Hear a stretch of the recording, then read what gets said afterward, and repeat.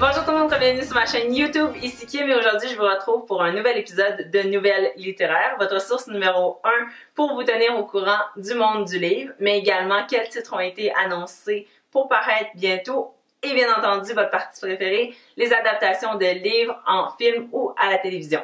Vous êtes prêts? Allons-y! Donc on va commencer avec la première partie qui sont les nouveaux titres qui ont été annoncés. Donc puisque j'ai tourné cette vidéo-là une semaine en retard, il y a des titres qui sont déjà sortis, donc tant mieux pour vous. Le premier, ça se trouve à être de Greta Thunberg qui a été publié aux éditions Petit Homme, qui se trouve à être intitulé La voix d'une génération. Donc celui-là, il est sorti le 2 mars dernier et donc c'est super récent et il s'adresse aux jeunes de 6 à 12 ans. Ensuite, on va monter le public d'une petite coche et on va aller intéresser tous les adolescents, mais également les moins jeunes qui sont fans de la série Hunger Games, puisqu'il a été annoncé qu'il allait y avoir un nouveau livre. Donc, il va paraître le 19 mai prochain et ça s'appelle La balade du serpent et de l'oiseau chanteur. On n'en sait pas énormément sur le résumé, sinon que ça va mettre en scène nul autre que le président Snow, donc le vilain du temps de Katniss Everdeen, et ça va se passer évidemment quelques années plus tôt puisqu'il va être plus jeune. Ensuite, la prochaine nouvelle concerne un livre que j'ai vraiment vu sur le top 3 de tous les booktubers américains, et ça se trouve à être Daisy Jones and the Six. Donc c'est un livre qui raconte simplement l'histoire d'un band qui est vraiment très fictif, toutes les chansons, tous les faits sont faux, mais c'est tellement bien raconté façon documentaire qu'on a l'impression que c'est vraiment arrivé. Donc puisque ça a été un titre vraiment hyper populaire l'année passée en 2019, la maison d'édition Guy Saint-Jean a repris les droits pour pouvoir le traduire en français. Donc ça va paraître le 18 mars. Et finalement, à tous les fans de Patrick Sénécal, la BD Alice va voir le jour fin été 2020. Donc c'est cette année. Donc je suis vraiment super contente de participer au projet parce que j'ai participé à leur campagne de sociofinancement pour que le projet ait lieu. Et je suis vraiment abasourdie. Je vais vous laisser juste ici les photos des premières esquisses qu'on a vues pour la BD. Il avait été annoncé d'un projet d'environ 250 pages et finalement on a été averti que ça allait être un projet de 268 pages. Donc on a dépassé de beaucoup, ce qui est vraiment une super bonne nouvelle pour nous. Donc j'ai vraiment super hâte que la copie de ce roman graphique apparaisse sous le pas de ma porte. Ensuite, on va aller plus dans tout ce qui est l'actualité du monde du livre. Et la première nouvelle que j'avais pour vous, c'était que les éditions Urtubise vont être l'une des premières maisons d'édition à s'impliquer concrètement, directement dans le processus de la distribution et la production de fichiers audio. Donc c'est vraiment le fun parce que je trouve ça plate quand j'écoute tous mes livres en anglais en livre audio de pas pouvoir faire la même chose pour mes livres québécois. Donc c'est une bonne nouvelle qu'on commence tranquillement pas vite à s'en mêler un petit peu plus pour qu'il y ait un peu plus d'offres sur le marché.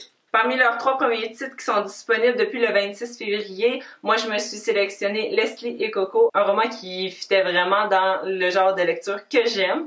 Donc je vais vous reparler de mon expérience une fois que je vais l'avoir terminé. Ensuite, la prochaine nouvelle que j'avais pour vous, c'était que le jeudi 23 avril, ça se trouve être la journée mondiale du livre et par le fait même du droit d'auteur. Et donc, ma collègue Booktubers Maps a eu l'initiative d'encourager les gens à écrire à leur auteur préféré. Donc, je trouve que c'est une super bonne idée parce que déjà qu'il n'y a pas beaucoup de lecteurs en général, ceux qui ont lu le livre vont pas nécessairement aller le dire à l'auteur. Donc, je trouvais que c'était une bonne idée de pouvoir avoir une journée dans laquelle on pourrait commencer cette petite habitude-là qui pourrait faire toute la différence. De mon côté, la date est notée, donc je vais surveiller ça dans les prochaines semaines. Et finalement, troisième et dernier volet, adaptation. Donc c'est ici que je vous parle de toutes les séries télé ou des films qui vont être adaptés de livres. Donc premièrement, il faut que je vous parle de la série You qui est sur Netflix, dont la 2e saison, je vous avais mentionné dans une précédente vidéo. Je viens tout juste de la terminer. Il a été annoncé pas très récemment, mais moi je l'ai vu super récemment, qu'il allait avoir 2 livres de plus qui allaient venir dans cette série-là. Donc là, on a eu la saison 1 et la saison 2, mais il va y avoir un livre 3 et un livre 4. Donc puisque la 3e saison a été annoncé en janvier dernier, j'imagine qu'il va être basé sur son nouveau livre. À voir! Je suis vraiment super contente que les 2 prochaines nouvelles concernent des romans québécois. Et le premier, c'est de Catherine Girard-Audet, La vie compliquée de Léa Olivier, que je suis tellement contente pour ce livre-là, parce que je l'ai pas encore lu. Là, je l'ai, fait que je vais le lire. Mais je l'ai pas encore lu, mais je l'ai vu en roman, après en BD. Là, il y a la série télé, donc je suis vraiment super contente pour l'auteur parce que j'ai lu le résumé puis je pense que ça va être une très bonne série pour les 9 à 12 ans. Donc ça va être disponible en fait c'est déjà disponible sur le club Illico et ça se trouve à être 12 épisodes de 30 minutes. L'histoire raconte évidemment la vie de Léa Olivier qui va changer du tout au tout quand ses parents vont lui annoncer qu'ils vont quitter leur village natal pour s'installer à Montréal. Donc déjà s'éloigner de tous ses amis et tous ses repères, en faire des nouveaux là-bas, ça cause vraiment des hauts et des bas dans sa vie d'adolescente.